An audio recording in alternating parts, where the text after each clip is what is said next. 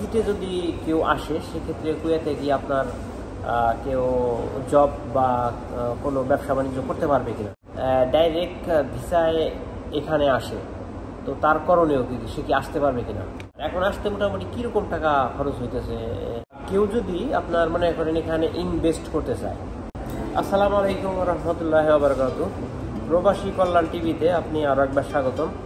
আজকে আমি আছি কুয়েত সিটিতে, ভিজিটে আসছি আমি। তো আমার সাথে আপনারা দেখতে পাচ্ছেন আমার একজন স্পেশাল গেস্ট আছে, মোহাম্মদ সাইদুর রহমান ভাই। অনেকে আপনারা হয়তো চেনেন, অনেকে চেনেন না, কারণ দীর্ঘদিন যাবত উনি বাহিরে আছে। তো এইখানে উনি যে প্রফেশনে আছে, তো আমার দৃষ্টিকোণ থেকে খুব ভালো একটা প্রফেশন, আর উনি ওনার জায়গায় সাকসেস। তো আজকে সাইদুর ভাইয়ের কাছ থেকে আমাদের যে অডিয়েন্স আছে, যাদের অসংখ্য প্রশ্ন থাকে, প্রবাসী কল্যাণ টিভির দর্শক যারা, তো সেই তাদের চাহিদার স্বার্থে কিছু কিছু প্রশ্নের উত্তর আমি সাইদুর ভাইয়ের কাছ থেকে জেনে নেব, কারণ ওনার অভিজ্ঞতা থেকে দীর্ঘদিন উনি আছে তাই। তো সাইদুর ভাই, কী অবস্থা, কেমন আছেন আপনি? আমি ভালো আছি, আল্লাহর রহমতে। আসসালামু আলাইকুম।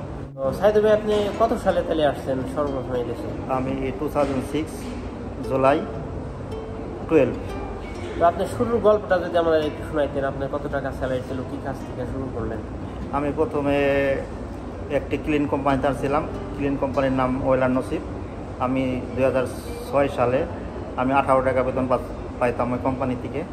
6 বছর কাজ করার পর ওখানে আমি ট্রান্সফার নিই একটি ট্যাক্সি কোম্পানি থেকে। আমি এখন ওই ট্যাক্সি কোম্পানিতে কাজ করি, আমি মাঙ্গাপে থাকি। আচ্ছা, তো আপনি ট্যাক্সি মোটামুটি কতদিন যাবত চালাইছেন আর কি? এই পেশায় কতদিন ধরে আসছেন? আমি 12 বছর যাবত ট্যাক্সি কোম্পানিতেই, একই কোম্পানিতে কাজ করছি।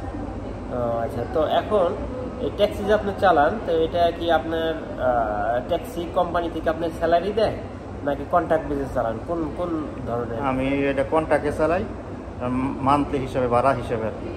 ও, দ্যাট মিনস আপনি মান্থলি কি ট্যাক্সি কোম্পানিকে একটা অ্যামাউন্ট, ফিক্সড অ্যামাউন্ট পে করেন? হ্যাঁ, পে করি। বাদ বাকি যা ওটা আপনার, এই কাইন্ড অফ বিজনেস এটা বলা যেতে পারে, এরকম? হ্যাঁ, বিজনেসের মতোই আর কি। কন্ট্রাক্টে মানে কোম্পানি নতুন গাড়ি দেয়, হ্যাঁ। চাবি দিয়ে দেয়, সব কিছু বুঝে দিয়ে দেয়। রেন্ট হিসেবে ভাড়া নেয়, প্রতিদিন হিসেবে, মাসিক হিসেবে। যার সাথে যেরকম কন্ট্রাক্ট থাকে কুয়েতি, ওরকম ওই হিসেবেই নেয়। কেউ মাসে 4 বার পে করানো লাগে, কেউ আবার 1 বার দেয়, কেউ আবার 3 বার দেয়। কুয়েতি মালিকের লগে বা কোম্পানির কন্ট্রাক্টের লগে নির্ভর করে। আচ্ছা, তো এখন কেউ যদি ধরেন এই পেশায় আসতে চায়, অনেকে তো সরাসরি আসে, তো আর এটা আসা একটু ট্রাপ, তাই না? সরাসরি আসা ট্রাপ। তো কেউ যদি মনে করেন আপনার এই প্রফেশনে লেবার থেকে, ক্লিনার থেকে যদি কেউ আসতে পারে, সেক্ষেত্রে তার করণীয়